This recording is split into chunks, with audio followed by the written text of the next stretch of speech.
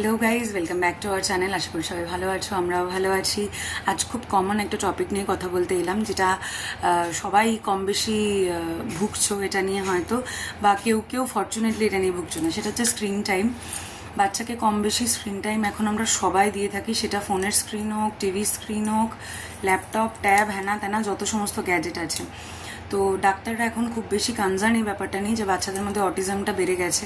তো চেষ্টা করবে স্ক্রিন টাইম একদমই বাচ্চাকে না দেবার। যাদের বাড়িতে লোক আছে, চেষ্টা করো বাচ্চাকে এঙ্গেজ করার, জিনিসপত্র দিয়ে, লোকজনের সাথে দিয়ে। আমার ক্ষেত্রে যে ব্যাপারটা হয়, আমার বাড়িতে কেউ নেই, আমি সারাদিন পাপানকে নিয়ে প্রায় একাই থাকি। ওর বাবা থাকলে ও বাবার সাথে থাকে, সময়টা কাটায়।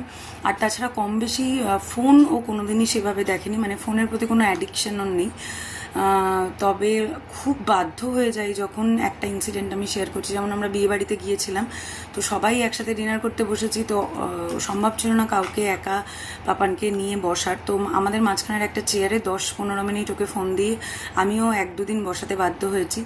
কম বেশি এটা হতে পারে, তবে এটা খেয়াল করবে যাতে এটা হ্যাবিট না হয়ে যায়। পাপানের রিসেন্টলি চোখে একটা রেডনেসের মতো হয়েছিল, তো ডক্টর বলেছিলেন যে অনেক সময় এটা এক্সেসিভ স্ক্রিন টাইম থেকে হয়। যদিও আমি ডাক্তারবাবুকে শেয়ার করার পর উনি বললেন যে না, এটা তাহলে ওর ক্ষেত্রে হয়তো অ্যালার্জিক, যদি ও স্ক্রিন না দেখে থাকে। তো তবে ওই প্রচণ্ড আলো চোখের সামনে থেকে, ওদের তো আনডেভেলপড ব্রেন, আর চোখটা ওর মানে সব কিছুই 3 বছর অবধি ডেভেলপমেন্ট চলছে, গ্রোথ হচ্ছে, তো কোনো কিছুই একদম রেডি নয় এখনও। তো এত পরিমাণ আলো আর রেডিয়েশনে ওদের চোখের ওপর এফেক্ট পড়ছে, ব্রেনের ওপর এফেক্ট পড়ছে। তো আর অটিজমের কথা তো এখন সোশ্যাল মিডিয়া দৌলতে কম বেশি সবাই জানো। তো এইসবের কারণে আর কি আমি চেষ্টা করি পাপানকে একদমই ফোন না দেওয়ার। একটু ভিডিও কলে কথা টথাও কম বেশি বলে, কিন্তু ফোন একেবারেই দিই না। টিভি দেখে, তাও সারাদিনে মিলিয়ে ঝুলিয়ে 1 ঘন্টার বেশি নয়। এই যে তাও।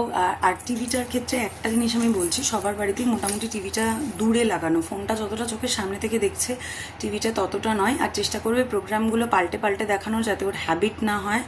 আর একটা জিনিস, সেটা হচ্ছে চেষ্টা করবে এমন কিছু টিভিতে দেখার যাতে করে স্ক্রিনটা খুব বেশি মুভ করছে না, কালার চেঞ্জ হচ্ছে না, স্টিল কিছু দেখছে। তো তোমাদের জন্য ভিডিওটা কতটা হেল্পফুল হলো জানিও। আর চলো, টাটা, আবার দেখা হচ্ছে।